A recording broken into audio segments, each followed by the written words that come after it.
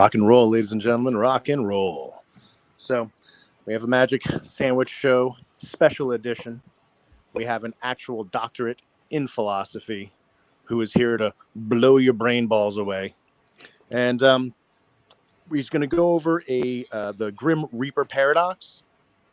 And first, we would like for you, Dr. Malpass, to explain what that is. We also have with us Adventist Hermes Justin Wilson, so we'd like to welcome him as well. And we're kind of hoping that after the Grim Reaper paradox is explained to us, it could generate some discussion. And so take it away, Dr. Malpass. Okay, let's see. So I think the best way to introduce this is in terms of in the context of the Kalam cosmological argument, right? So the Kalam cosmological argument has a premise, which is that the universe began to exist, right? And there's basically two different types of ways of defending that premise. One would be like empirical stuff, so scientific things about like physics and Big Bang, whatever, cosmology. So that's empirical stuff. And then there's also like a priori philosophical arguments that are supposed to show that the universe had to have a beginning, right? Regardless of the physical, empirical stuff. And so we're going to be looking just primarily or entirely at the philosophical stuff. So forget Big Bang theory, that's got nothing to do with this. The thought is just, is there a metaphysical or philosophical argument that shows that time must have a beginning, right? And there are some arguments which I guess most people watching this are going to be quite familiar with this type of stuff, right? So William Lane Craig's famous for making these types of arguments that the thing about infinity, right? The thing about an actual infinity, we can come on to potential infinities later, but the idea of an actual infinity is a set or quantity that has a particular property. And that property, sometimes called Cantor's property, is basically that you can line up a proper part of that quantity with the whole of the quantity, right? And that's kind of weird, right? So for instance, there's this well-known mathematical proof that you can show that there are just as many even numbers as there are whole numbers, right? Which is weird because you'd think, well, there should be half as many even numbers as there are whole numbers. And in a way, there is half as many and the same amount as. And it's kind of weird. It's difficult to get your head around. But for anything that's actually infinite, it'll have that property. It means that you can tally up proper parts of it with the whole. And from that, we get various types of sort of seemingly paradoxical consequences. So the well-known example is Hilbert's Hotel, right, where it's a hotel with an actually infinite number of rooms, and they're all full. Each one has a unique guest in it. But then a new guest can arrive, and the hotel owner makes everybody shuffle up one room, makes room for the guest to come in. He can come in room number one, so long as everyone goes up one room. So it's weird because it seems like it's full, yet it's got room for another guest. And you can make it sound even weirder by saying, infinite number of guests turn up, and the hotel owner makes everybody go into the room number that's twice the number of their room, and that makes an infinite number of rooms free. So you can generate these kind of like weird, crazy sounding situations that come from it. And from that, the conclusion is supposed to be something along the lines of, well, infinity, actual infinity, this type of things with Cantorian property could be okay for mathematics, where you can sort of control what operations are allowed and whatnot. But in real life, if something in the concrete world were to be actually infinite, then it could display these kind of paradoxical features, right? And stuff that's real in the real world couldn't do anything like that. That's metaphysically impossible or something, right? So the Grim Reaper argument is a version of that school of argument, right? So it's supposed to be generating, I think, is an improvement on those types of arguments in that it more pressingly attempts to show a kind of contradiction that would follow in that sort of case. Because I mean, my inclination for some of those Hilbert's Hotel style examples is just to sort of shrug my shoulders and say, well, it would be weird, wouldn't it? But who's to say an infinite hotel wouldn't be weird? I mean, I imagine it probably would be weird. So a prohibition on anything weird happening just seems a bit sort of unduly conservative when we're thinking about that type of stuff.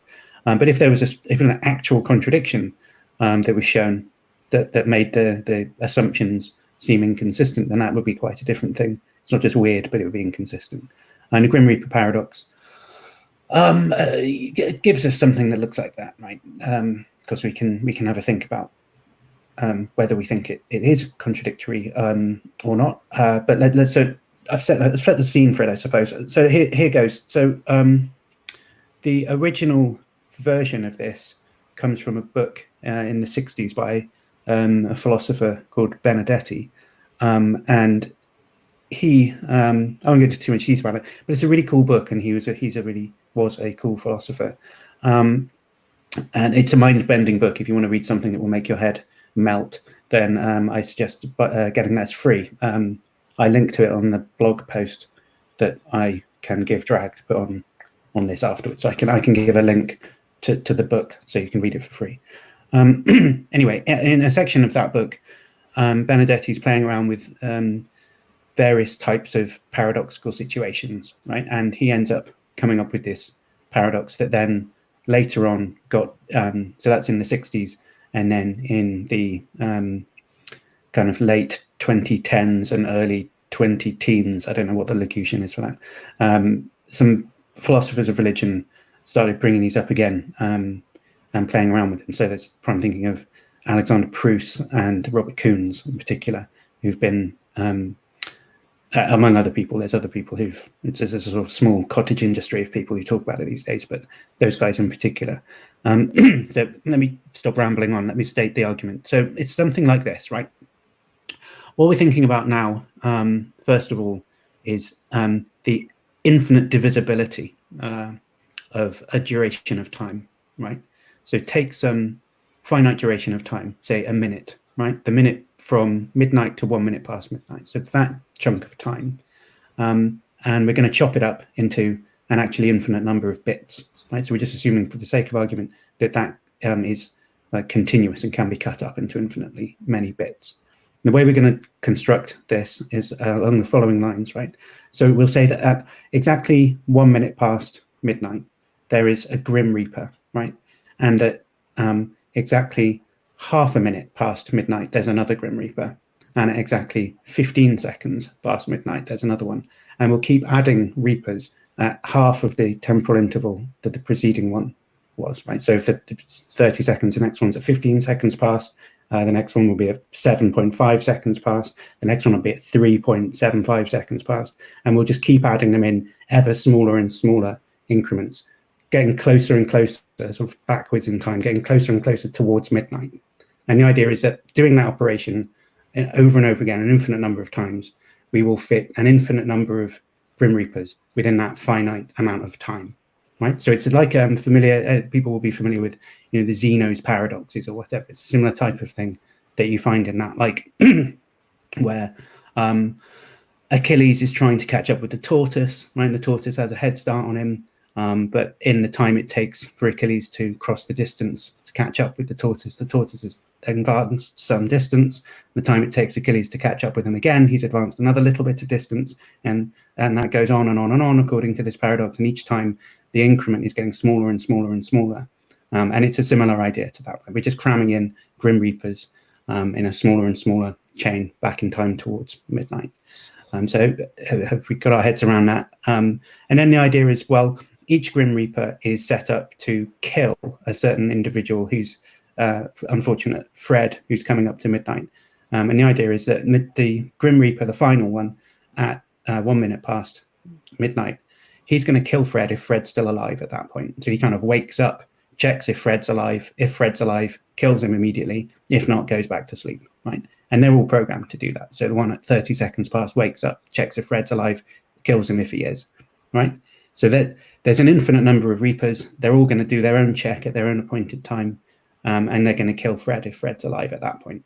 Now, think about, from Fred's point of view, 5 to midnight, he's going to be pretty worried, right? There's an infinite number of Reapers, and they're all going to, well, they're all, each individual one could kill him if he's still alive at that point, right? I wouldn't want to be in his situation. So then you're thinking, well, he's not going to make it, right, to 1 minute past midnight. And so let's think about that, right? If he were to make it to 1 minute past midnight, then the final Reaper is going to kill him, right? But it's intuitive, right? You can see he's not going to make it even that far, right? Because if he'd made it to 1 minute past midnight, he would have had to have been alive at 30 seconds past midnight. And if he'd been alive at 30 seconds past midnight, then that Reaper would have killed him. So he's definitely not going to make it to 1 minute past midnight.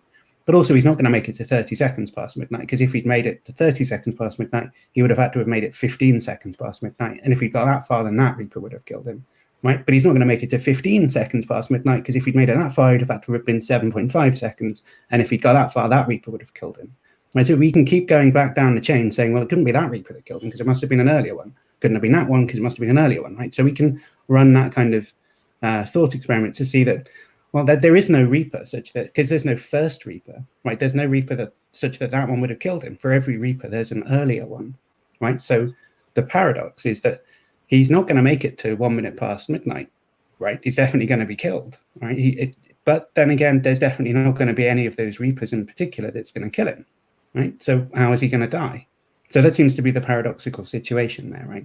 And the thought there is, well, I guess, maybe you can't divide time up in an actually infinite number of divisions like that, right? Maybe the problem is that you can't cram an actually infinite number of things in. You can't keep dividing a line an infinite again and again and again an infinite number of times. Maybe it just it proves maybe that time has a certain smallest element, right, a kind of quanta or something under which you can't cut it in half anymore, and that's the smallest amount of time. So if you were a finitist and you thought that there was no such thing as an infinite body, right, you could say that this argument shows that time is only finitely divisible, right?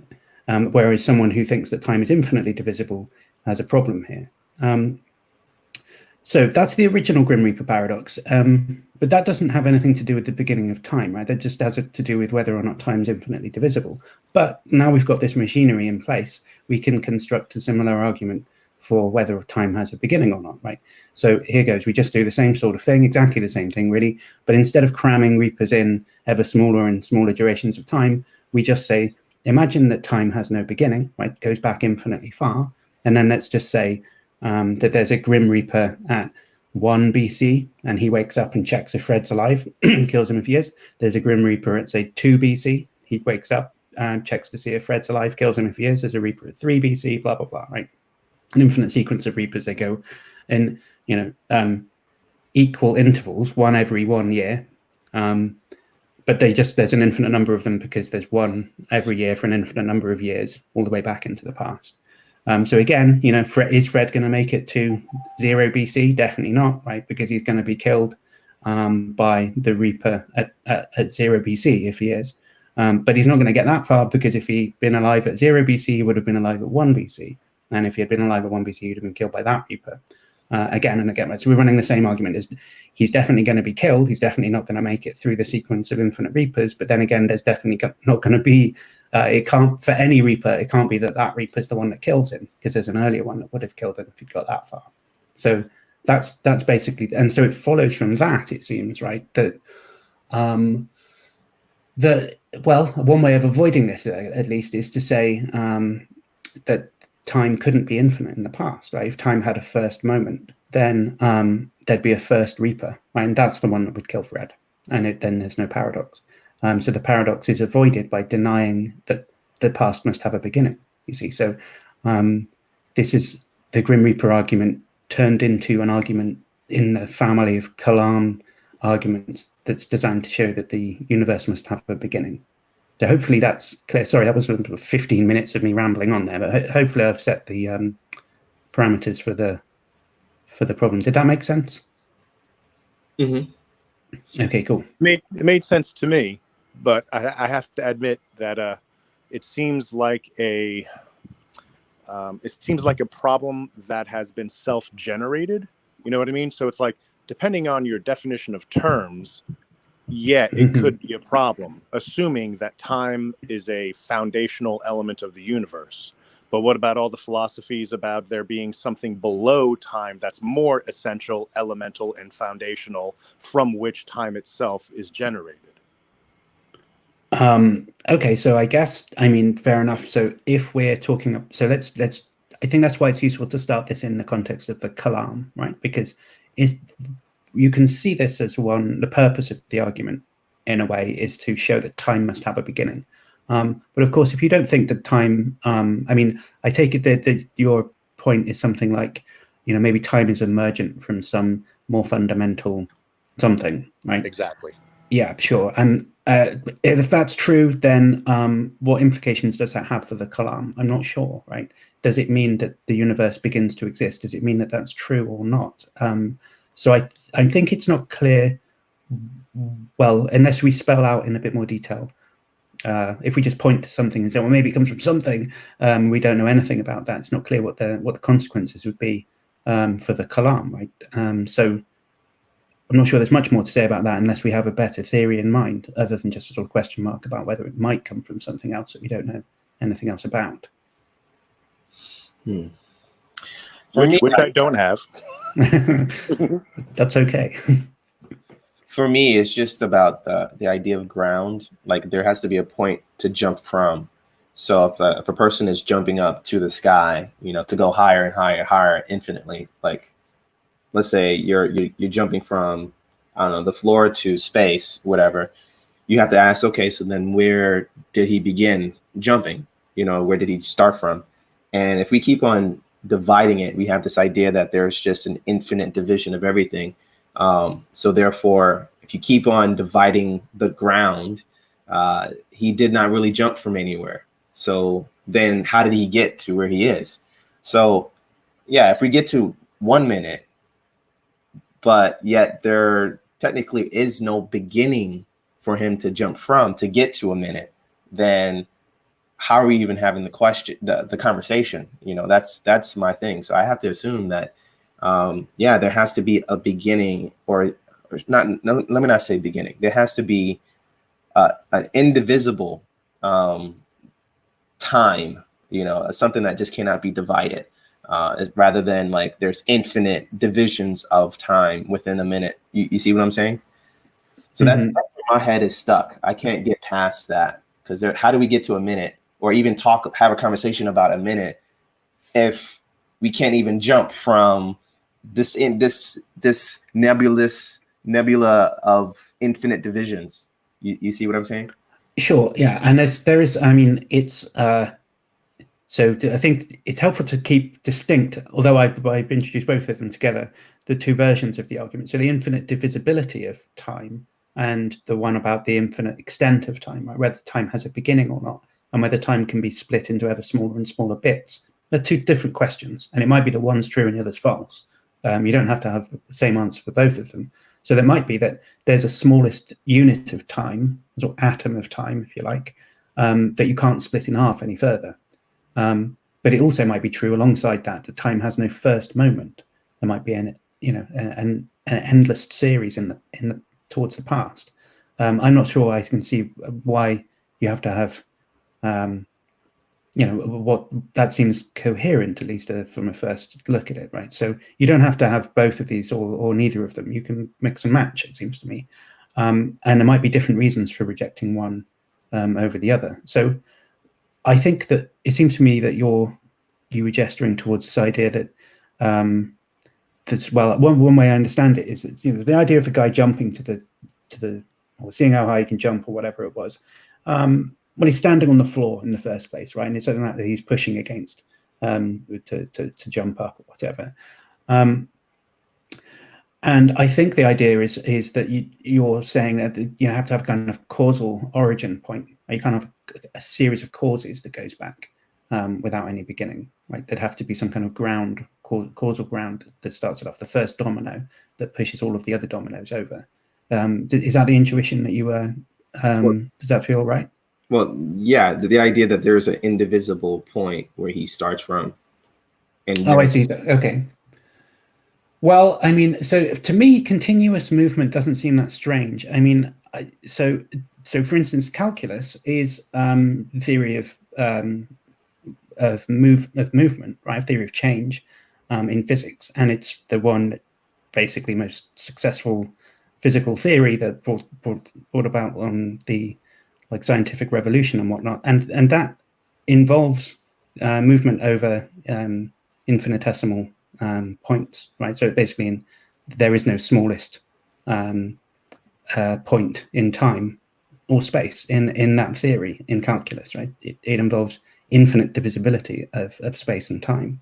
So there's a well worked out theory called calculus, right? That's the theory of Newtonian mechanics that involves objects moving continuously through space and time.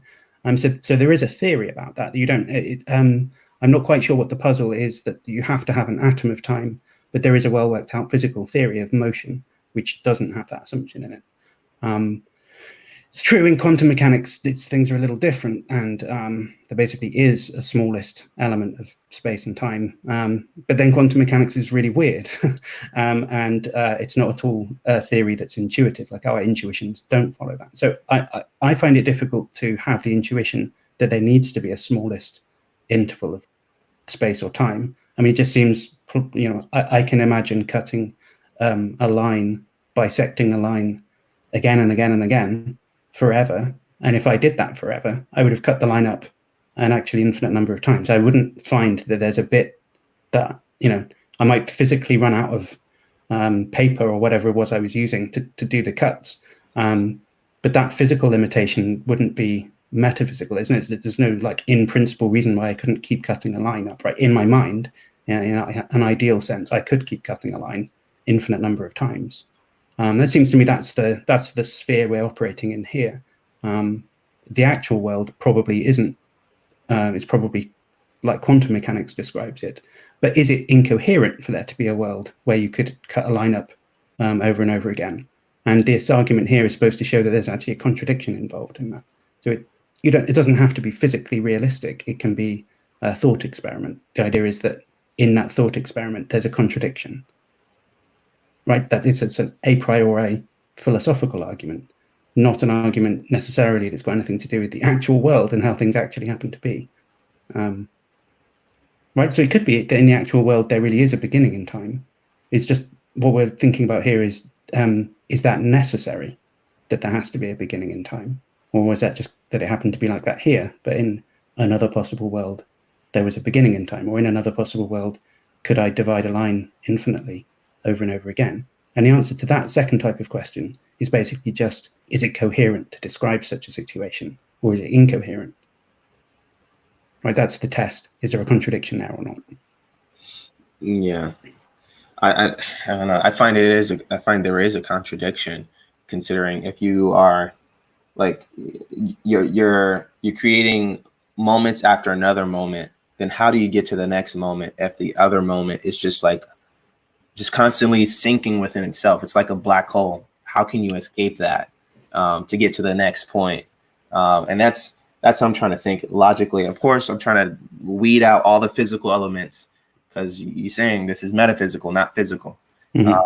So yeah, if there's constantly an inward, just indivisible black hole, how do I go to the next moment and say there's a second, and then there's 2 seconds, and then 3 seconds, if everything before that technically may not have been moments at all? They just were constant indivisions that were just going backwards, literally. I just can't get past that point, because how are we even talking about a minute if Okay, so let's problematize it in both directions, right? So I agree, it's problematic, right? So what's problematic is if you have a continuous line, right? Let's just think of space for the time being, and you've got a ball rolling along a meter, let's say, right? And at the halfway point in the meter, right? Let's say that there is the 0.5 meters distance from where it starts. Right, so it can cross exactly from where it starts to 0.5 meters, right? And then, but if the line is continuous, right, and continuous means for any 2 points in that space, there's a third one in between those, right? There's no 2 points that are sort of next to each other. So what happens is if once it gets to the 0.5 meters distance, right, then immediately in front of it, we've got what's called an open surface, right, where there's all of the spaces that are further away than a meter, right? But none of them is the very next space, the next point in space from where it currently is at that half-meter point, right? And yet it transitions over that, transitions all the way from the beginning to the end of the meter.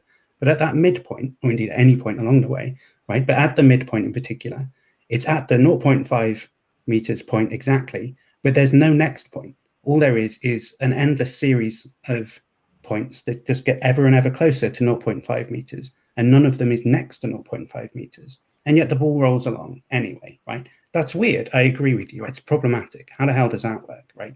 So I understand the head scratching when you think about it like that. How does a closed surface, like all of the points up to and including 0.5 meters, and an open surface, which is all of those points greater than 5, which has no first element, how do we understand a transition from one to the other? I agree. It's problematic. It's difficult to get our heads around. But let's think about the other option. Well, what's the other option, right? Which is that time isn't continuous and it's discrete. So that means that there are points where there's 2 points and there's nothing in between them. It's just like 0.5 has a very next bit of space next to it, right? An atom of space, like whatever quanta of space that is. But now think about what's going on there where the ball is rolling along the line. What does it jump from one spatial point to the other? Does it teleport from one bit to the other, right? That's problematic too, right? It doesn't seem like that's what's happening when you roll a ball along a line. It's not like starting like a film, which is just a series of like static points, right? It's continuously going across. Or, think about your own internal experience, right? It's not a sequence of, it certainly doesn't seem like a sequence of like still frames. It's moving too quickly. It's giving an illusion of motion. It just feels like it really is continuous, right? So if time is quantized, you would really be like jumping from still point to still point, one after another. And how the hell do you have a continuous experience if that's what's going on? So, I mean, it's problematic on either way, right? And it's not like one of these is not problematic and the other one isn't. They're both problematic, it seems to me.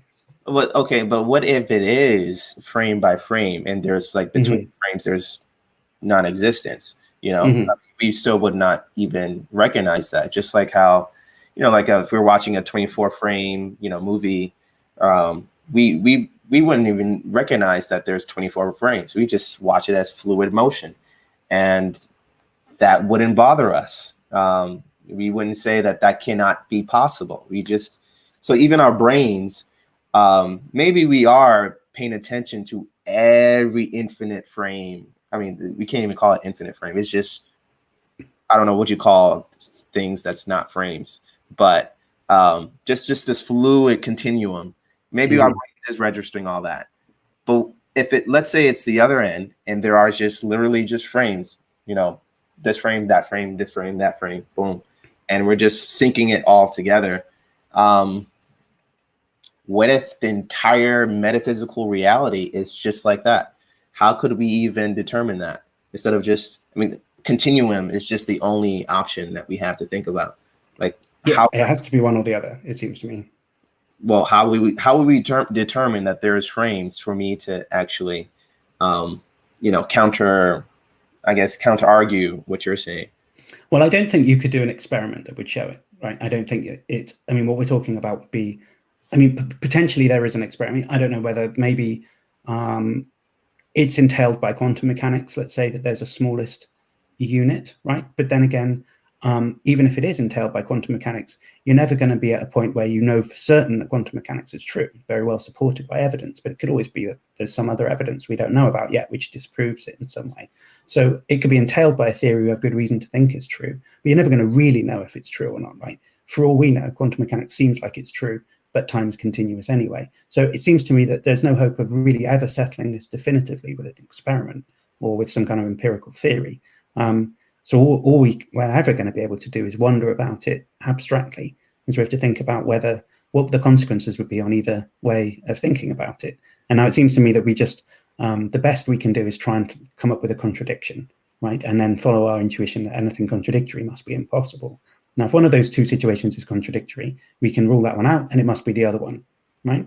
And that's what the Grim Reaper paradox is supposed to be doing, the original one. Well, the original one in the hands of in the interpretation of people like Kuhns and Proust, that it's supposed to be doing something like that. But it seems to me that it's not so easy to jump from it being continuous to it being discrete. And part of what I was trying to paint a picture there of it being problematic was to do with our experience, right? And it seems to me that if we experience time passing, right? Your conscious life is a passage through time, one thing happening, experience happening, one after another. And we can, so I mean, if you look at a clock face, you see the second hand moving around the clock, right? It doesn't appear to you, your experience of that vision isn't of still frames, one after another, right? It's of motion. It's of the second hand moving from one thing after another. But if it is, if your consciousness really is broken up into bits, then it's not clear how you could have an experience of motion. You should have lots of experiences of being static. Maybe you could understand that there have been different static experiences in the past, but it's not clear how you could roll them together. The thing with the movie film, right, is that there's lots of static things happening very quickly, but we're presupposing that our mental experience is continuous over the top of that, right? You can fool a continuous experience into thinking that a lot of static frames are continuous if only they're played fast enough. But it's a separate question to think about how consciousness itself could actually be constituted by atoms and that to generate a continuous experience. And it seems to me that's much more problematic and difficult to get your head around. So all I'm trying to do is paint a picture which says you want to jump out of the frying pan, but either frying pan you jump out of, you're going to jump into fire of it being difficult to understand from an intuitive point of view, either way around, right? There's no easy picture here, it seems to me. Yeah. Do you agree with that? Does that seem right? Yeah. I mean, I could see. I can't fully untangle it in my head myself. I'm just trying to. Well, okay. If let's say the universe is just nothing but frames, right? So there's like 1 frame, 2 frame, 3 frames, and our experience, we're just linking it all together. We're just assuming it's continuum. We have this illusion that it's just continual picture. So then our philosophy assumes that there's just continuums. But let's say I was to draw like a line right here, and then we would just have like this super this microscope, just look deep into it, and then we see the little worlds, the universes, and so on. We will eventually start noticing there's space between, the ink, inside the line. Even in that, we still see space. So can't we not also assume the same in the metaphysical world? Just like how, like if you would look into, let's say this, this phone or something like that, apparently it seems just continual. But if we were to look deep inside this, we will eventually find space. We're going to find, parts where they're not like just density. We're going to find webs and stuff and parts that are just, not connected. They're just somewhat connected. So I'm saying, can't we not also parallel that to the same metaphysical, I guess, problem that you just gave, where time is infinitely continual? So maybe it's not infinitely continual. Maybe there are just space between time that appears to be just linked, but really it's like that. And it's weak. What I'm saying is that maybe there is, this part right here, there is no division of, let's say, 2. There is no division of 2. It's just 1, 2. Well, division of 2 is 1, 2. Excuse me. There is no division of 1. There's just 1, and then there's 2, and then there's 3. I'm just saying, maybe I can't prove it. I can only say, well, in the physical world, that's what the world seems to be. So maybe it's that way in the metaphysical world. And yeah, I can't. Yeah, those are two fundamentally different possibilities, right? And each of those has mathematical theory, right? So the counting numbers, right? The natural numbers, 1, 2, 3, whatever. If you just think about those, there's, I don't know, an infinite number of them. You might say you can keep counting forever. There's no highest number that you couldn't count any higher than. But there's also nothing in between 1 and 2, right? That if you're counting, that's it. There's just 1, and then there's a jump, and there's nothing in between them, and then there's just 2. Then you can introduce fractions, right? Like rational numbers that can be expressed as one number divided by another number. So now you've got things like half and quarter and whatnot. And now you've got an infinite number of numbers in between 1 and 2. And you've just suddenly gone from having discrete, a number series that's discrete to a number series that's continuous. Right? There's now always going to be a number between any two. There's always a fraction between any two fractions, right? There's never a kind of stopping point there. So it's the idea you can just keep, just purely in the idea of like numbers themselves, you can always divide a number in half over and over again, right? And so we just have a mathematical theory for both of those intuitions. It's not clear which one of those ultimately is real, or which one of those the universe kind of is constituted by. It's an open question, right? This is I kind of imagine that we'll always be wondering about this, no matter what, right? The Grim Reaper paradox is supposed to tell in favor of there being, the original Grim Reaper paradox is supposed to tell in favor of there being only finitely many divisions you can make, right? So it's like the counting numbers would be more like what the world is actually like. And the version that's supposed to support the Kalam cosmological argument is trying to tell us that time can only be finite towards the past. So there must be a beginning in time. So they're both expressions of this idea of finitism, which is basically to say, well, the world might be weird, right? But it doesn't embody infinities. There's at most finitely many things. There's at most only finitely much time in the past. You can only divide any object finitely many times. So that type of finitism, a comfort to many people who worry about the understanding of the world in terms of infinities. And lots of people have been drawn to that.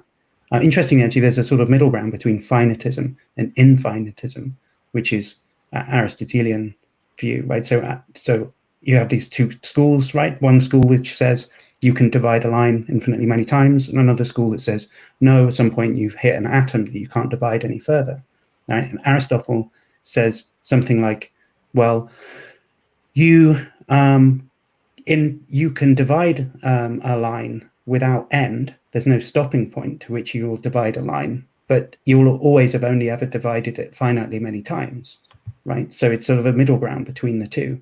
You can't actually infinitely divide it, but you can potentially infinitely divide it, right? So there's no stopping point, but at the same time, everything in the world that actually exists is always going to be finite, right? You never will actually finish dividing a line into infinite number of pieces. You'll always only be some way down the infinite task.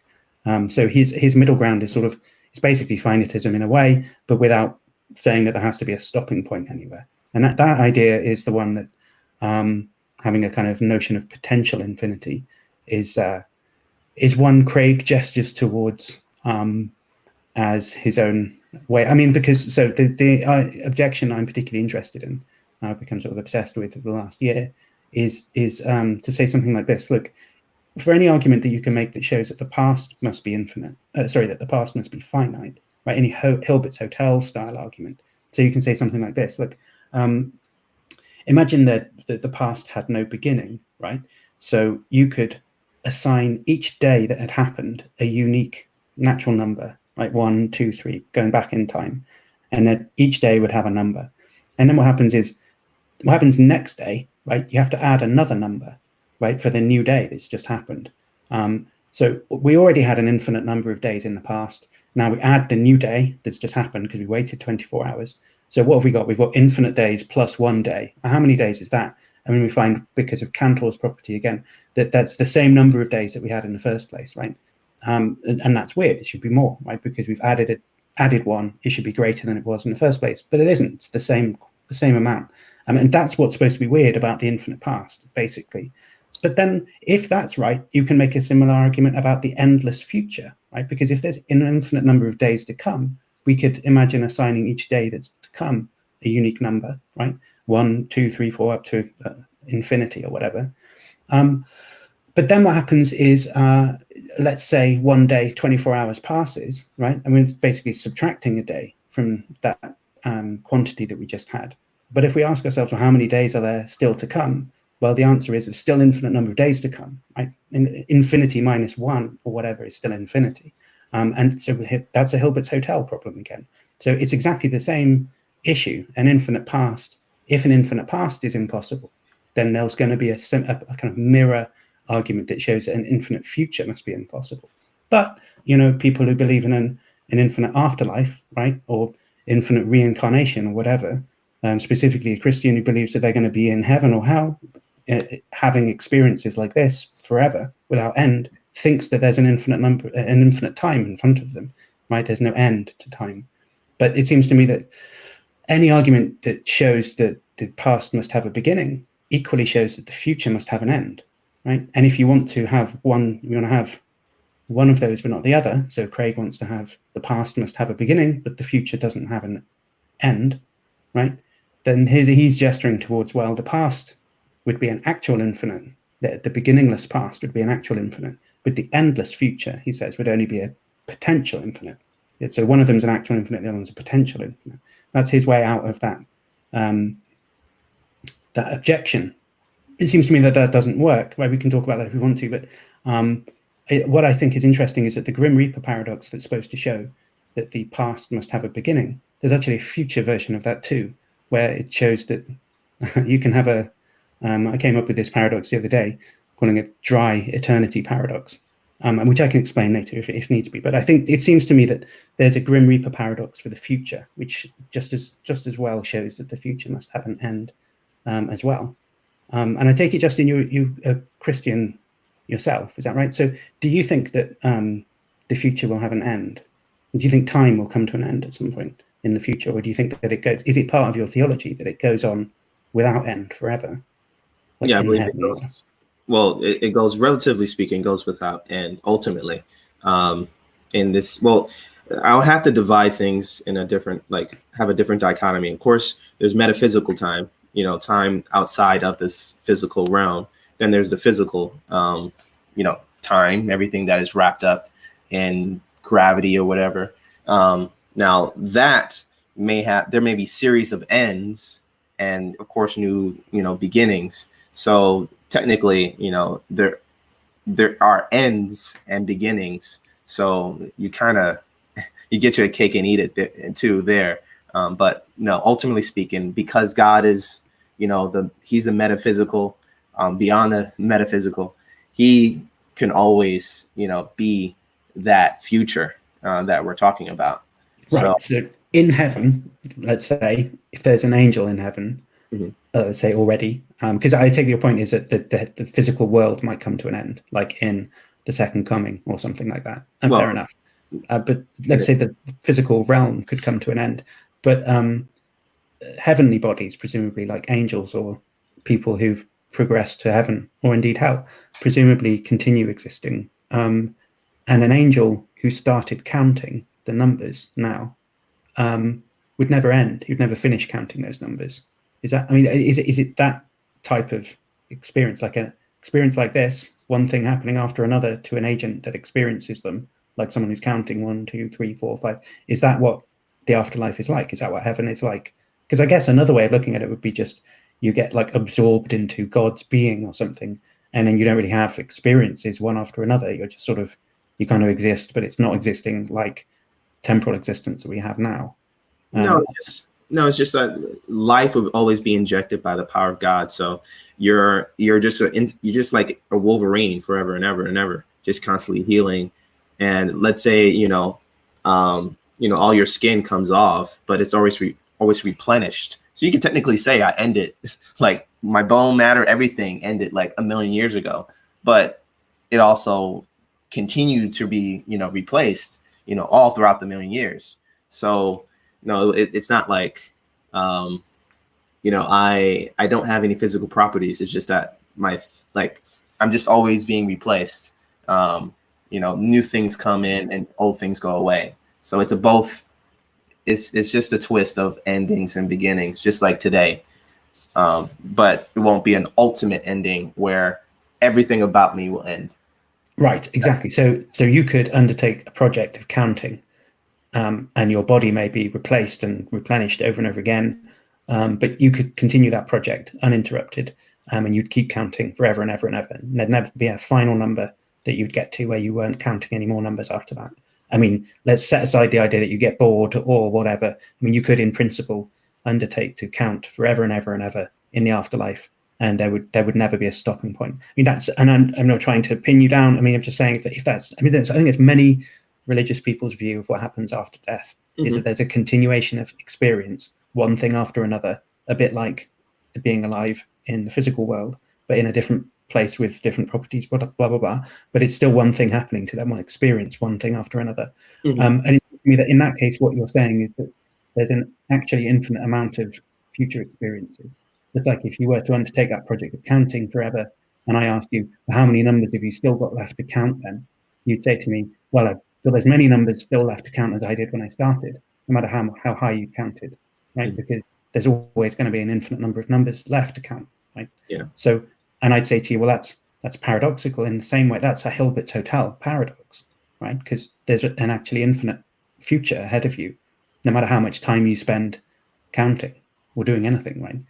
And that's paradoxical. And if you think that, if you like Craig's arguments about Hilbert's Hotel and think that shows you that time must have a beginning, my point is that exactly the same reasoning should convince you that, you know, you can't have that theological view that you've got as well as endorsing Craig's arguments that Hilbert's Hotel shows you that time must have a beginning, right? They're the same argument, just with different tenses.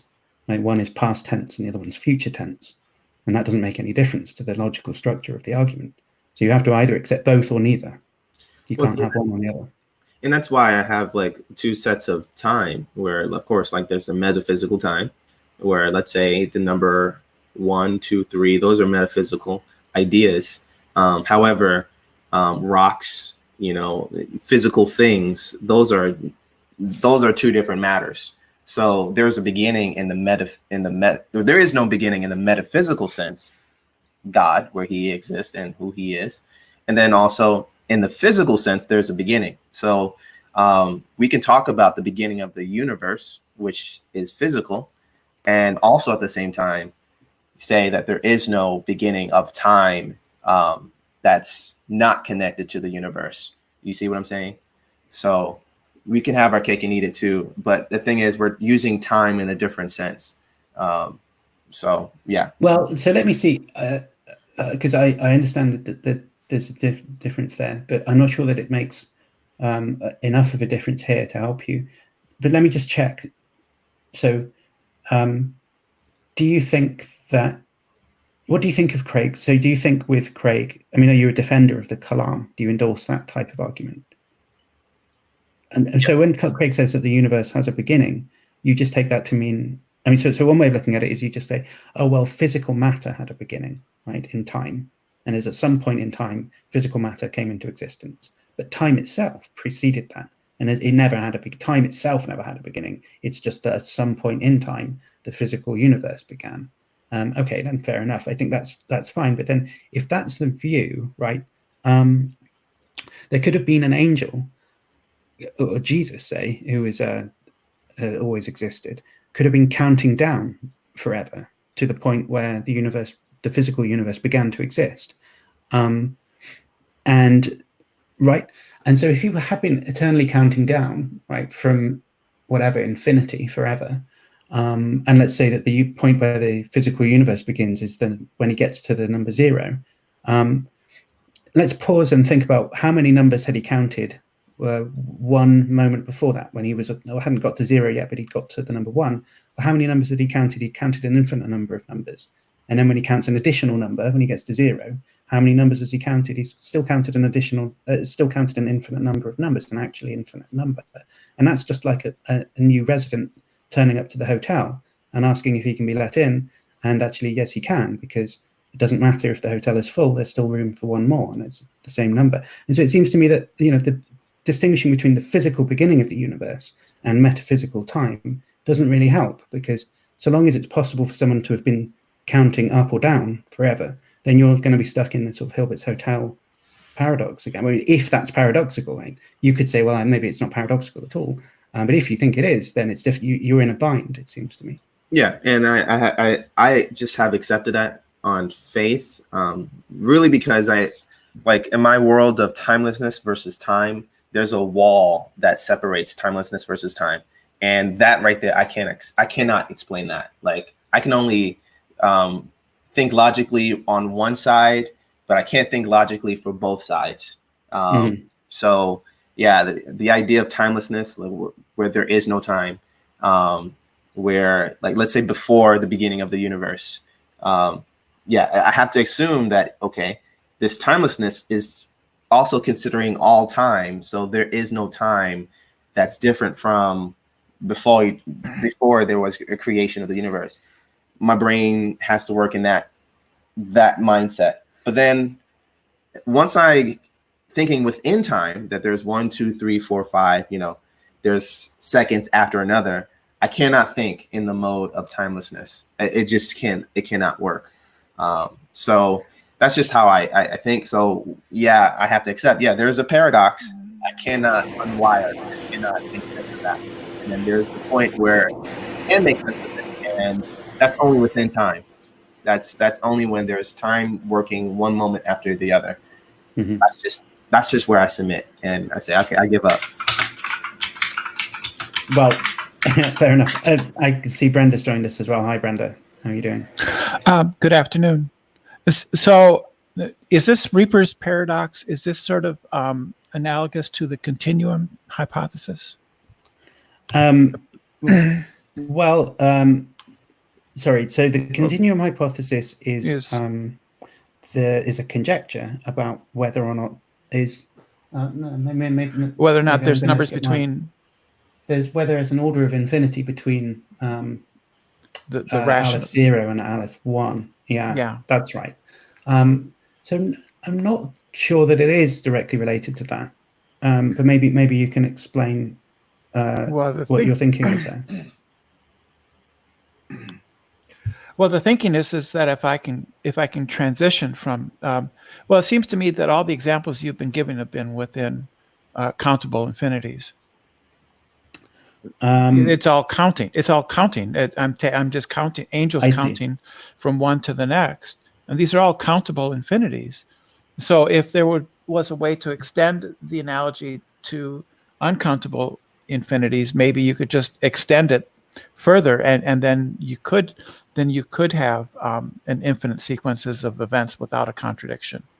So the original version of the paradox, which involves effectively dividing a line an actually infinite number of times, that's an uncountable infinite, right? And the way that works is, so if we go back to the idea that it's 12 o'clock, right? And at 1 minute past 12, there's the final Reaper in the sequence. And the sequence is that there's always a Reaper at the halfway point between 12 o'clock and the last one that we talked about. So if there's one at 1 minute past 12, there's another one at 30 seconds past. And if there's one at 30 seconds past, there's one at 15 seconds past. All right. So we keep cramming them into ever smaller and smaller distances, ever closer to 12 o'clock.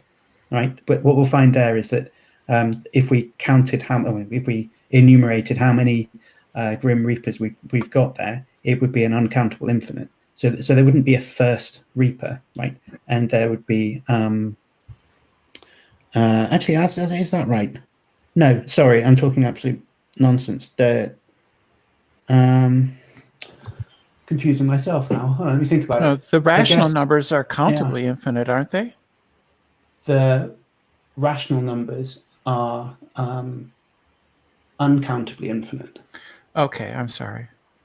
But these Reapers are countably infinite. So yeah, I think you're right, actually, that both of these examples, because each Reaper has a next one. So you could count them, you could enumerate them. So you're right, actually, your first observation was right. Neither of these specific examples use non-denumerable infinities. Yeah, I hadn't really thought about that before. I'm sure you could come up with a paradox that mirrored the structure for uncountable infinities. I mean, I think I suppose it would show if it's problematic anyway on the smallest type of infinity. Well, I mean, That's bad enough. is this where our intuitions are having an effect? Because the intuition is that there is that Aleph null and Aleph one. There should be a continuum between them, and sort of the intuition mathematically is that any mathematician would say, well, yeah, of course, they follow each other. There ought to be, but then you have the problem of what is the first member of the set of Aleph one that is next to the set of Aleph null, and is this a similar structure to your Reaper paradox? And you're asking a similar question. I must say, I can't think. That's an interesting question, and it's very difficult to answer. So I don't know. I'd have to go away and think about that more. I think in general, if it helps, I think in general, you can think about the Reaper paradox being something like this. And its most general form is you can say something like, so what's the rule? So there's some proposition which is like this. It says for all t, and we have some proposition like p, right? P at t, and if not, then p at some earlier t. Sorry, p at t if not p at some earlier t, right? So the Reaper kills Fred at 1 minute past if no Reapers killed him earlier, right? The Reaper kills Fred at 30 seconds past midnight if no Reapers killed him earlier, right? That's the proposition. It's that thing is true at all times in between 12 and 1, right? That the Reaper will do whatever if none of the earlier ones have done it. So are we asking the final Reaper to solve the continuum hypothesis? No, certainly not. No. Okay, not. Okay. So here's my way of understanding how you could turn that into a future-directed version of the paradox. Because what I was talking about before was seems to me that for any paradox that shows that time must have a beginning, there's a mirror image that shows that time must have an ending, right? So if let's say the version of the paradox which doesn't cram Reapers into that minute, but is where they're spaced out evenly throughout the whole of the infinite past. Let's imagine that we agreed that showed that time couldn't have a beginning. I'm going to tell a story now that shows that I think it's the same structure, but that shows that time must come to an end, right? And this was inspired by the fact that I'm doing dry January at the moment, so I'm not drinking any alcohol this month. So the story is about God decided to give up drinking as well, right? But instead of giving up drinking just for January, God decides he's going to give up drinking forever. And what he does, but he quite likes a drop. Let's say it's holy water or whatever that he likes to have a drink of. But he quite likes he enjoys a drop of holy water. So he says to himself, like, I'm going to have a final drink at some point to celebrate, and that'll be my last ever drink. And of course, God knows the future, right? So he knows what's going to happen. So all he needs to do is each day he will just consult his foreknowledge, right, of all of the events that are going to happen, and see whether at any future day he has a drink or not. Right? And if he finds that there isn't a day in the future where he ever has a drink, then he'll have a drink today just to celebrate, and that'll be him celebrating the fact that he's going to have a dry eternity in front of him. Right? So let's say that he undertakes that. So every day he makes that check. So there's two options, right? When he does a check, either he checks and he finds that in the future he does have a drink, or he checks and he finds that in the future he doesn't have a drink. And there's a contradiction on either one of those, right? So let's say, first of all, he does a check and he finds that in the future he never has a drink again, right? So then what he does is he has a drink to celebrate, and fair enough. But then what happens is that the next day he checks again and he finds that his future doesn't contain any days where he has a drink. So what he does is he has a drink to celebrate, right? But that's a contradiction, because we already said that yesterday he had his final drink, right? But then the next day he checks again and says, oh, it's still true that I'm not going to drink again. So he has another drink, right? So yesterday he celebrated never having a drink again, but then tomorrow he has a drink again to celebrate never having a drink again. So it can't be, his check the first time round was obviously not correct, but he knew what was going to happen, right? So that's a contradiction. But then on the other hand, let's say that he checks and he finds that at some point in the future he is going to have a drink. Well, on that horn of the dilemma, he doesn't do anything, doesn't reward himself with a drink. But if he consults his foreknowledge and he realizes that he is going to drink again at some point in the future, let's say that that's tomorrow, right? What happens tomorrow is that he checks his future foreknowledge again, finds that he never has a drink after that and has a drink. And then we're back to the first horn, because the day after that he'll check again and have another final drink, right? So, and we have a contradiction on either way. And hopefully that story's coherent. Did that make sense, that paradox? It's a Grim Reaper argument for the future. Did that make sense? Maybe it didn't. I sort of understand. I understand the paradox. I mean, paradoxes don't make sense. No, but yeah, my telling of the story and how it's contradictory on either horn makes sense, hopefully. So it's a bit like the Grim. So in the Grim Reaper case, the Grim Reaper checks to see if any of the previous Reapers have killed Fred, and if they have, then he does nothing, and if they haven't, then he kills Fred. And in this version, God checks to see whether in any days in the future he has a drink, and if he doesn't, then he has a drink now. And if he does have a drink in the future, then he does nothing. So in that sense, it's just as often obviously like a mirror image, right? One of them is about stuff that's happened in the past, and the other one's about stuff that will happen in the future. So in that sense, the structure of the argument is exactly the same. And it seems to me that if the first argument shows, if the Grim Reaper argument shows that the past must have a beginning, then my paradox of dry eternity shows that the future must have an end as well, right? So God can't count to infinity.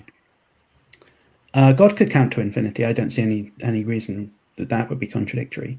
I think he could just keep counting, and after an infinite amount of time, he would have counted all of the natural numbers. But how can those two things be true? If infinity comes to an end, if there can't be an infinity, how could... Oh, I see. So well, I mean, I guess you could reject... my point is that if you reject one version of the Grim Reaper argument, or if you accept the Grim Reaper argument, then you must accept my dry infinity argument. On the other hand, you could reject the dry infinity argument. Say if you want to be like Justin and think that the future keeps going forever, then I think the only coherent way of doing that would be to suppose that the past didn't have a beginning either, right? So there are two options on the table.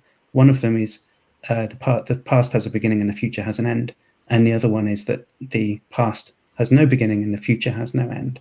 What you can't have is the middle ground, which is where the past has a beginning but the future doesn't have an end, right? That's what I'm ruling out. So I think that there are only two options, but one of those options is boundless. So it seems to me that, I mean, maybe there's something wrong with the Grim Reaper dry eternity paradox.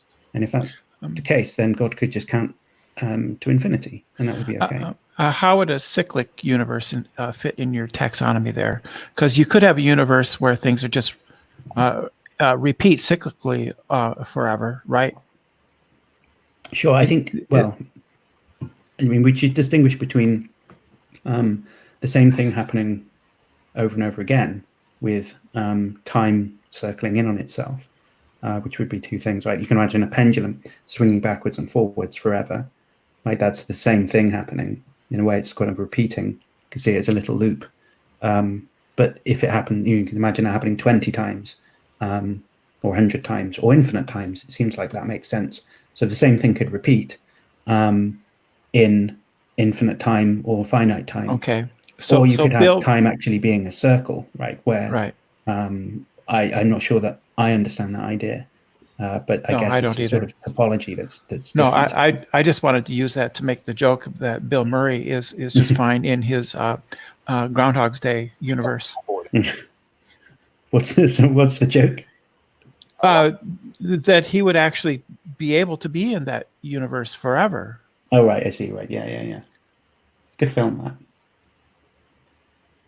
Well, yeah, I mean, but in that film, right, I mean, it's not In the film, he was in there for 10,000 years. It's in the film that he was in that universe for 10,000 years. Right. So, but it seems to me that what's going on in that film is the sort of physical things reset. So there's something that's continuous. It's not strictly a repeat of everything. Otherwise, he would not know. He couldn't know. Yes, that's right. Bill's consciousness doesn't repeat, right? It's just that the alarm clock goes off the same each time. Everyone gets reset to the same place. But there's a sort of linear, like you just said, it's 10,000 years or whatever. That's a line that's 10,000 years long. So it's not really circular time, I think, in that case. All right. Can I bring up something? So is the metaphysical absolutely parallel to the physical? You'd have to spell out more what you mean by that. What does that mean? Okay, so like everything we're talking about, does it actually match reality? Well, it can't be the both. Well, because we've talked about lots of different options. So presumably time has some nature or another. It seems to me it can't be both continuous and discrete, right? If it's either the case that for any two times there's another one in between them, or it isn't, right? One of those two should be true and the other one false. So we can play it with, I mean, reason seems to dictate there must be one of those two options. So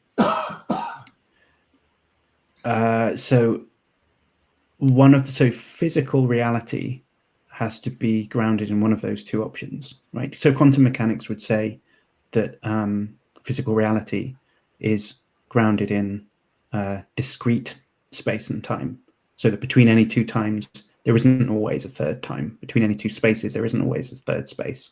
There's atoms of space and time, or quanta. And whereas theories like general relativity or Newtonian mechanics were based on the idea that there's effectively an infinite divisibility of space and time. So physical reality must be based on one of those two options, it seems to me, unless there's, I mean, I don't know, maybe there's some way of escaping that dichotomy and there's some third option, but reason seems to indicate that it must be one of those two. Okay, because I mean, theoretically, whichever one is right, what I'm trying to get at is if everything we're saying in the metaphysical realm is parallel to reality, then the term metaphysical should not even exist because they're the same thing. Well, so I think then so this is a difficult question as well. I mean, what's the difference between the physical and the metaphysical, right? And I mean, it's just the old story about the word metaphysics comes from a title of a book of Aristotle's, and not the title that he gave it, but the title that the librarians assigned it, just because they were finding a place to put it on the shelf in the big corpus of Aristotle's works. And it's the one that most naturally came after the one that he called physics, right? So it's called metaphysics, it just means after physics. And that's all that metaphysics means. But since then, it's taken to be a word that's used to describe those types of questions Aristotle was looking at in the metaphysics. And those are sort of more fundamental questions than those in physics. So one way of looking at the distinction between them is that you can talk about physical issues being things that I guess in principle are measurable or determinable by empirical investigations, right? And metaphysical ones are those questions which, though we think reason should be true or false, but couldn't be determined merely by doing an experiment to see that. Like I said before, I'm not sure that you could ever like really conclusively tell with an experiment whether time was discrete or continuous. Although experiment could point in one direction, it seems hard to know or think of an experiment that could ever say that. So the metaphysical and physical, the distinction there could be just a distinction between what's measurable and what's not. So can I ask this question about metaphysics and see if this is my understanding of it, and let me see if it's correct.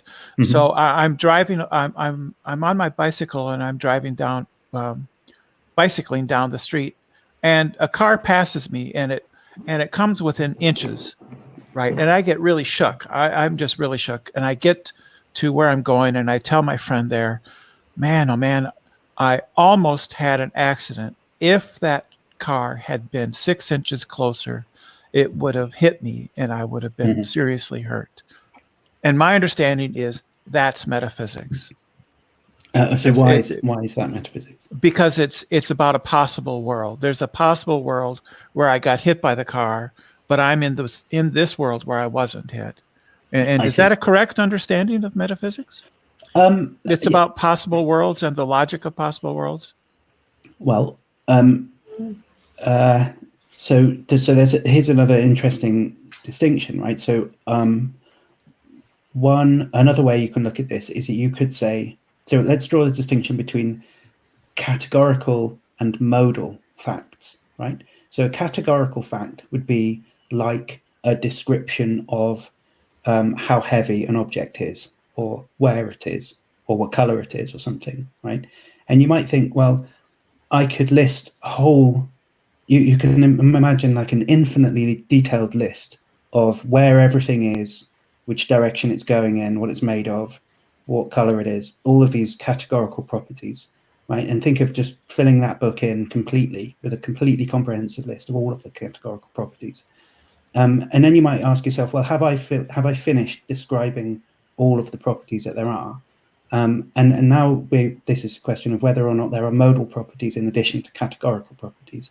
So someone might say, well, you haven't described all of the properties that there are, because in addition to this apple having categorical properties of like red and over here and, you know, sweet tasting or whatever, it also has properties of possibly being green and possibly being over there instead of over here, possibly being ripe instead of unripe, right? And if it has additionally those types of properties too, then we might say, well, there's more to reality than categorical facts. There's also modal facts. And I think at that point, most people would say we're now doing metaphysics in some way. But I think there's a sort of more nuanced question in what you're asking, which is, are we still talking about the actual world now, right? Or are these properties somehow grounded in, and they're certainly grounded in something that's not categorically actual, right? Like so let's say this apple is ripe. It's possible that it's not ripe though, right? Well, it's that truth about it being possible that the apple is not ripe isn't grounded in anything that actually exists. You might think, well, it's certainly not categorically exists, right? This specific apple just is ripe, right? And you might say, well, maybe the possibility of it being unripe is grounded in actual apples that happen to be unripe, like that other apple over there that's unripe. The fact that that apple over there is unripe is why it's possible that this apple here is unripe or something. But then it seems like, well, if I destroyed all of the unripe apples, it wouldn't mean that my apple that I've got loses its possibility for being unripe, right? It sort of seems unconnected to other things that exist in this actual world. But what is it grounded in? Why the hell, how is it that this apple has that property? It starts to seem a bit mysterious. And one way that philosophers cash that out, there's basically two ways you can go about cashing this out, right? One of them is that you introduce a new type of property to the kind of furniture of the actual world. So you introduce modal properties. You just say about the apple, it has a property of being possible for it to be unripe or something, or like a potentiality or something. So I don't know, like the glass, the wine glass on the table is like fragile or something. So you might say it's got this potentiality of breaking if knocked in the right way against the right type of surface. You might say something like, well, it's just a sort of modal property that the glass has. And you might say, well, like the actual world just has objects with modal properties in, so I don't need to talk about other possible worlds. Or you might say, when I talk about other possible worlds, all I mean is something about the modal properties that things in the actual world have, right? So it's a fiction built out of modal properties that actual things have. Or you might say, no, everything that exists has only categorical properties, and this would be like David Lewis. And to get around the way of explaining how it could be that things that it's true that the apple could be unripe, it's possible that it's unripe, you introduce more examples of things that are categorical, but differ from the actual world. So other possible worlds, right, where that very same apple, or at least one very similar to it, is unripe, and you say that this apple is unripe because there's a possible world in which it's unripe. Right? It's possible in the actual world that this apple is unripe because in another possible world, there's just a categorical fact about the apple being unripe. Right? So there's two ways you can go about it.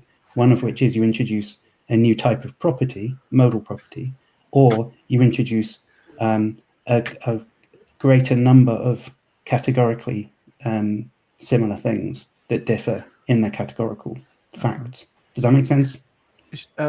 Yes, to a degree. So, if I can ask another question. Sure, of course. Sure. I have a piece of Swiss cheese. Do the holes exist? So Lewis has a paper about this. I love that. I'm not sure I agree with him. I just love it. But I'm not sure I agree with him. But I'd like to get your thoughts on it. I can't remember whether he says holes exist or not. It's been a long time. I read that at grad school. I think he says. Paper. Yes, it's Argyle and Bargyle. Right. Yeah. I mean, you've obviously read that more recently. So more recently, yeah. He kind of seems to be saying that holes exist. They are material things. Okay, that sounds right. Voids exist? Are you saying void? Yeah, like the hole in Swiss cheese is a material entity, according to David Lewis. Anybody listening can easily Google David Lewis and holes, and the paper is readily available. It's very short, and it's written in the classic dialogue style, and there's no math, so it's easy and it's fun and it's stimulating. Yeah. So that's like saying, does non-existence exist? It's a bit like that, yeah. It is like that. It is that, actually. I mean, if we're saying a whole, then that is pretty much a gap of something or something not there. But yeah, if we're saying that there's like a whole is actually the inversion of something else, like it's really in another dimension, something is there. It's like, a block, and the Swiss cheese is in that dimension, like nothing. Then I could see in that sense it's an inversion. But as far as how we term it, it's just really nothing besides just, the air and, the other stuff that we just don't count as part of the Swiss cheese. Well, if lest anyone thought that these questions were like how many angels can fit on the head of a pin, which I understand that sometimes this can sound like. My understanding is right. Lewis, the origin of this paper is in the 2001 presidential election where Bush was elected by a very fine margin, Florida recount, for those people who can remember that. And there was a debate in the popular culture at the time about how you count a hole punched on a voting card. Yep. Yeah. And some of them chads. were like, hanging chads. That's right. So there was actually a debate in on the news and stuff of people talking about what counts as a hole and whether, is it true that there is a hole in this piece of paper? Right. Either there is a hole in this piece of paper. It sounds like you're making an existential claim about something that exists. A hole. Right, there is a hole, or there isn't a hole. Right, so it's a question of how you understand that. Actually, sometimes has political consequences to it. So it seems like a metaphysical question, like does a void exist? And then maybe you think, well, that doesn't make any sense. But then the question of is there a hole here or not? Sometimes has political consequences. See, and if a person is, let's say a person is an atheist and they assume that a hole does exist, then they would have to say that God exists, the person who they believe doesn't exist, because he would be that hole to them. I would just say that the hole is filled with space-time. Well, yeah, then God would be that space-time. Yeah. Well, I think that space-time is a real physical entity, but that's my current belief on it. I don't know. Maybe I don't know. And I think a hole, well, you can say maybe it's made up. It's materially composed by the space. It's a fiction. It's a fiction, right? You could say that. But it has a boundary to it, Right? Yes, The it hole in the does. Swiss cheese has a boundary around it, and that boundary is something much more mundane, a physical object or whatever. So whilst it's a void, it's a contained void. So it's very different from thinking about, like, imagine there was nothing, or imagine a region of space-time, intergalactic space or whatever, where there's no objects whatsoever. And then ask, well, how many holes are there hanging around there? I think that doesn't really make any sense, right? Because a hole has to be bounded by something. Like, I can understand a hole in a Swiss cheese or a hole in a voting card, but I can't understand a hole that's just on its own in space. No, I right? can't either. So in some ways, it's not just the same as a void. It's a sort of void with something around outside of it.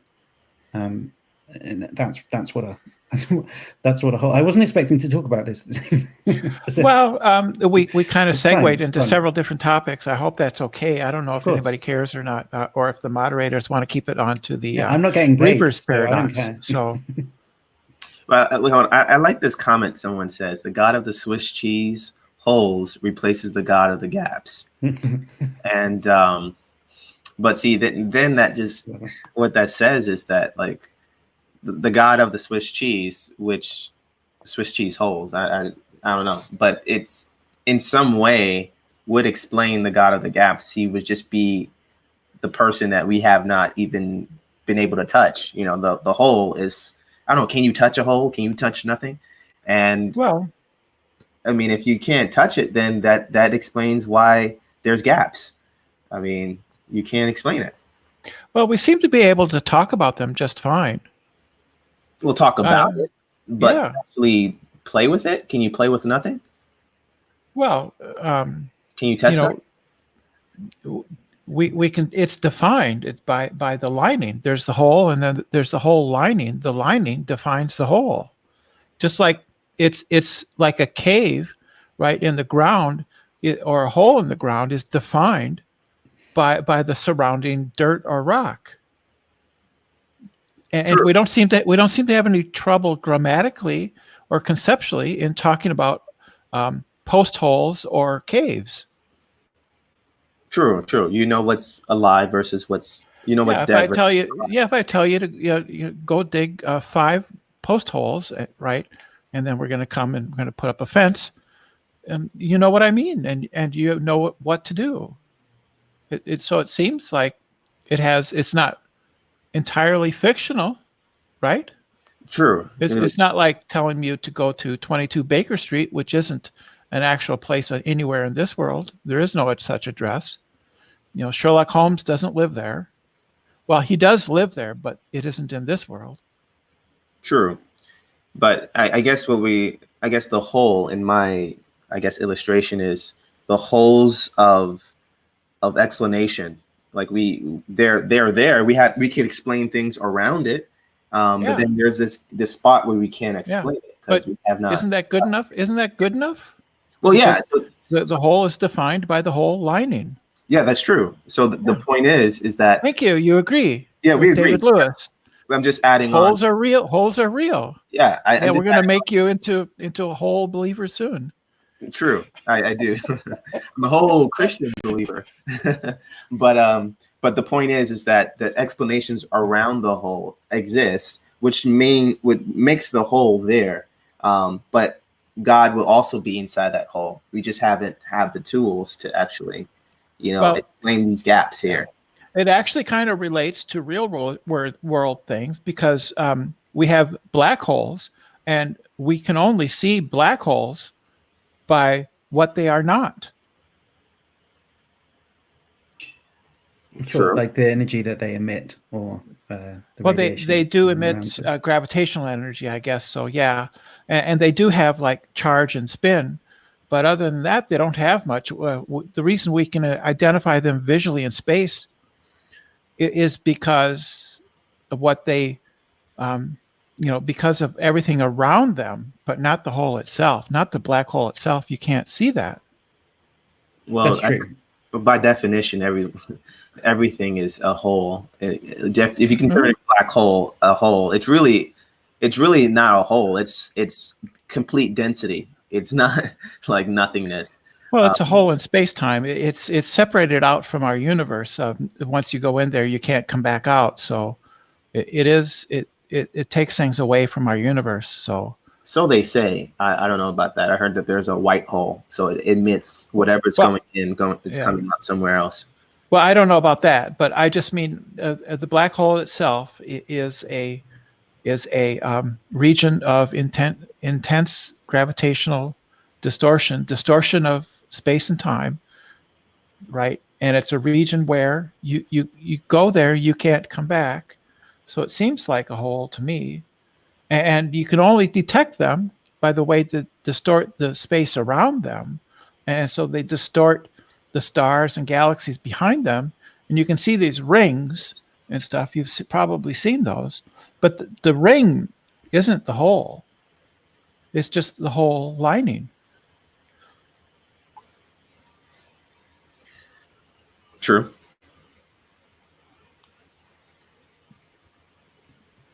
Okay, I killed the hangout. I didn't want. I'm not, I don't disagree with what you were saying. So yeah, I'm not sure I have much else to say about holes. I mean, I think the disanalogous things brought a hole in a Swiss cheese, right, is empty of cheese, but not necessarily empty of air or other things. A hole in our understanding may or may not be filled by an understanding, an answer, right? It seems to me the principle of sufficient reason would say that whenever there's a gap in our understanding of something contingent, there is an explanation for that. That's a hypothesis. It seems to me it might be false, and if the principle of sufficient reason was false, then there would be explanatory holes, but like the holes in the Swiss cheese, which would be surrounded by explanations but wouldn't have explanations themselves. So like maybe the decay of a given nucleus on a certain time, maybe there's no explanation for that. I don't know. That's what they say. But, right, and well, one way of looking at the physics would suggest that. A black hole, I think I agree with Justin, isn't really a hole in the same sense. It's a infinitely filled place in space, right? It's almost the opposite of a hole. It's that there's too much stuff in that bit of space that everything collapses in around it. So it's whatever the opposite of a hole is in some sense. Whether there's a metaphysical hole, in a Swiss cheese, right? The hole is filled with air or something else, even if it's not filled with anything. We could remove the air. We can remove the air. We can remove all the particles from it. But you can't remove the space-time or whatever from it. So it feels like even in that sense, you can't really have a hole with nothing in it, right?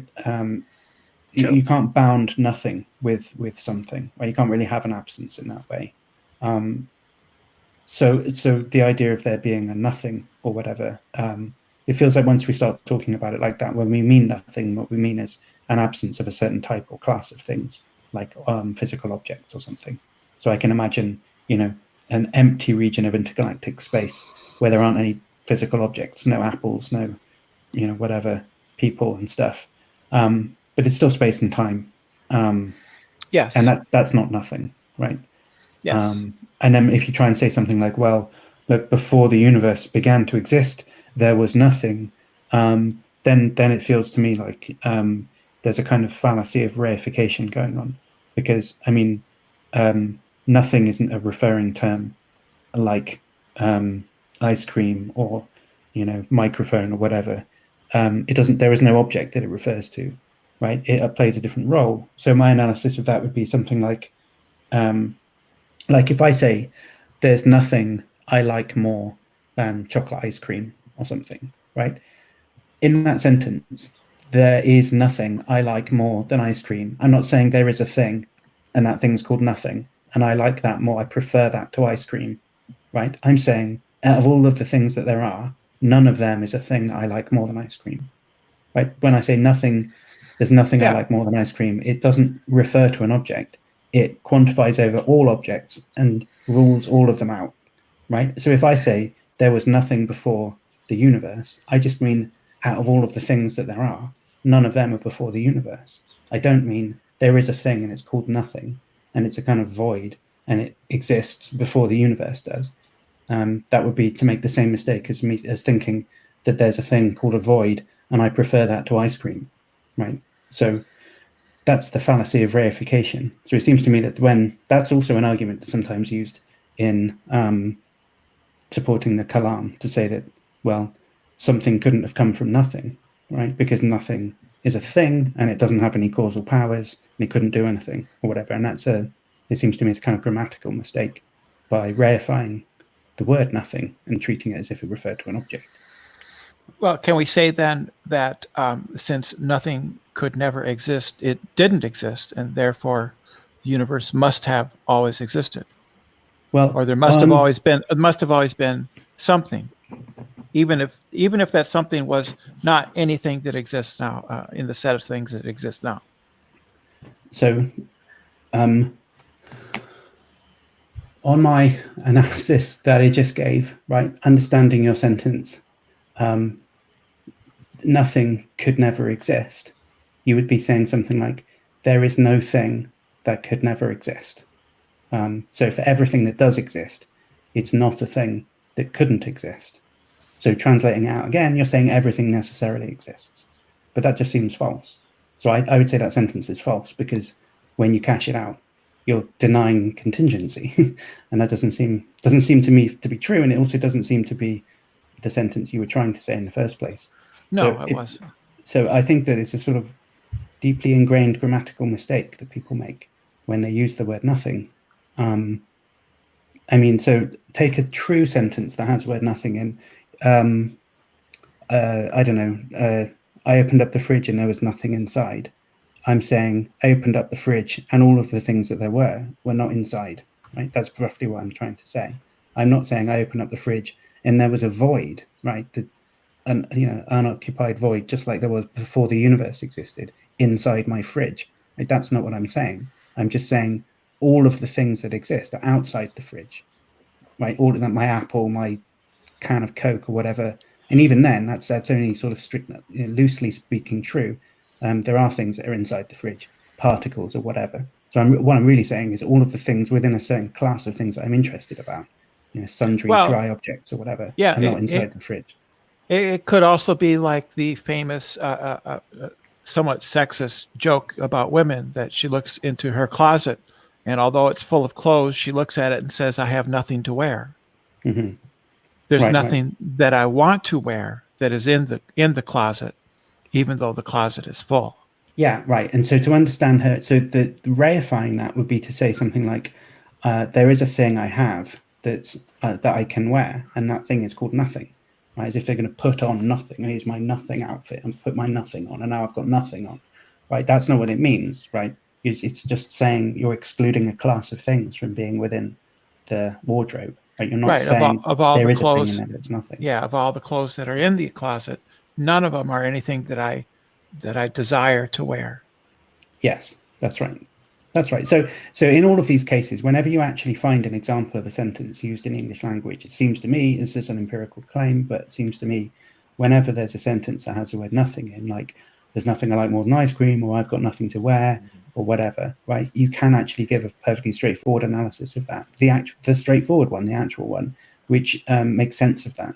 And it means something different. It means something like a class of things is excluded from the fridge or something. And it almost never means, or at least, if you do try and say it in the philosophical nothing sense, we see, before the universe existed, nothing existed, right? And by that, you don't just mean all of the things in the universe didn't exist. What you mean is there was a positive existing thing, and that was called nothing. I think you just run into philosophical problems that are sort of needless, right? They're generated by willfully misusing that word and reifying it. So those are kind of everyday uses of the word nothing, which you can analyze out in unproblematic ways. And then there's kind of weird philosophers' use of that word, which gets you into trouble, but doesn't really do anything outside of that context. So, I'm a philosopher, and I think that words that philosophers make up that don't have any, that are problematic and don't have any usage outside of a philosophical context, we should be suspect about those, and problems that come up just because of their usage. Right? We shouldn't worry too much about that. We'll shrug it off. Right? That's just somebody using a word incorrectly. That's all that's going on there, it seems to me. Okay. Okay. No, thank you. All right. So it looks like we have exhausted this topic. Hopefully we boiled some brains. And when I say we, I mean you all. I'm glad that Mr. Mowdy could have joined us. He was actually in the lab, and so he obliged to kind of host. And I am slowly but surely convincing him to become one of the hosts. I'm almost there. Thank you all for watching. Thank you, participants. Some of you I had to contact last minute because we had some issues. It happens. It's all right. Some of us have lives. It's okay. All right. I'd definitely like to thank Mr. Malpass. Thank you, sir, for that. Because I have a feeling that after watching this, some people are still going to have questions. I know I am. And I have a strong feeling that going forward, when people are having some of these discussions and the Kalam comes up, we'll see people reference the Reaper's Paradox, or one of the versions of it, I should say.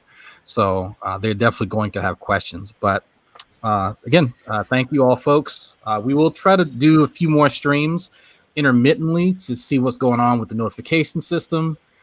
So yeah, definitely if you're sharing with folks, make sure they hit the bell icon and make sure when they hit it, it's not personalized. They hit all instead, because we're just trying to see what's going on. Other than that, thank you, and we will probably be back next week. See you. See you. Cheers. Thank you.